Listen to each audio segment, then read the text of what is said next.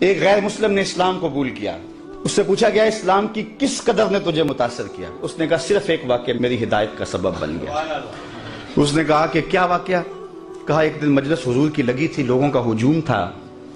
ایک شخص اٹھ کے کھڑا ہوا، حضور میرا بیٹا کئی دنوں سے گم ہے، مل نہیں رہا، آپ دعا کر دیں مل جائے.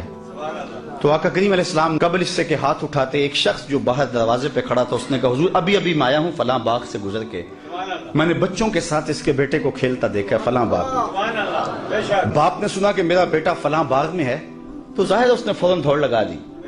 تو آقا کریم علیہ السلام نے فرمایا اسے بلایا گیا. کہا بہت جلدی ہے؟ جی حضور آپ جانتے ہیں کئی دنوں سے بچھڑا ہوں، اس کی ماں الگ تڑپ رہی ہے، میں الگ بے چین ہوں، کئی دن سے کھایا کچھ نہیں، جب خبر ملی ہے تو بہت جلد بچے سے ملنا چاہتا ہوں. فرمایا ضرور جاؤ، میں روکتا نہیں، روکنے کے لیے بلایا بھی نہیں، لیکن تمہیں بلانے کا بھی ایک مقصد تھا. جی حضور ارشاد فرمائیے. فرمایا جب باغ کنارے جاؤ بچوں کے ساتھ اس بچے کو کھیلتا دیکھو، تمہارے بیٹے کو جب تم کھیلتا پالو تو اسے بیٹا بیٹا کہہ کے آوازیں نہ دینے لگ جانا، جو نام رکھا ہے اس نام سے پکارنا.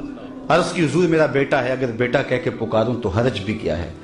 فرمایا تم کئی دنوں سے بچھڑے ہو، تمہارے لہجے میں بلا کا رس ہوگا اور تم نہیں جانتے، ہو سکتا ہے کھیلنے والوں میں کوئی یتیم بھی کھیل رہا ہو، اور جب تم اپنے بیٹے کو بیٹا کہہ کے پکارو گے اس کا کلیجہ تڑپ جائے گا، کاش آج میرا باپ ہوتا تو مجھے بھی بیٹا کہہ کے پکار. تو کہا یہ شوق گھر جا کے پورا کر لینا، یہ شوق گھر جا کے پورا کر لینا، اس کے سامنے اپنے بیٹے کو بھی بیٹا کہہ کے نہیں پکارنا. یہ اسلام کا دیا ہوا دین ہے. غریب کے سامنے اپنی دولت کی نمائش نہیں کرنی، بیوہ کے سامنے اپنی بیوی سے پیار نہیں کرنا، بلکہ میرے حضور نے یہاں تک ارشاد فرمایا اپنے گوشت کی خوشبو سے غریب ہمسائے کو تکلیف نہیں دینی. یا تو تھوڑا سا پانی زیادہ ڈال لو اور شوربے کی ایک پیالی ہمسایوں کے گھر بھی بھیج دو.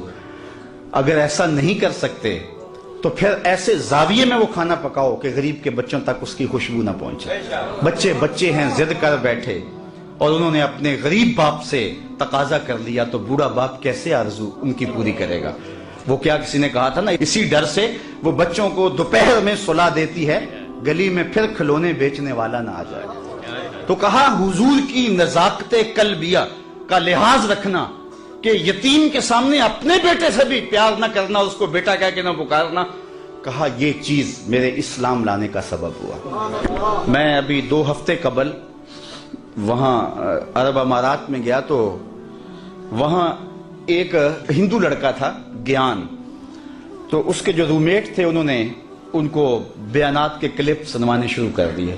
اس کا دل نرم ہوا تو میں نے جہاں جمعہ پڑھانا تھا تو وہاں اس کو لے آئے تو وہ باہر بیٹھ گیا، مسجد سے باہر گفتگو سننے لگا. تو میں نے جو گفتگو کی تو اس میں حضور کی سیرت کا عنوان تھا تو میں نے یہ واقعہ سنایا.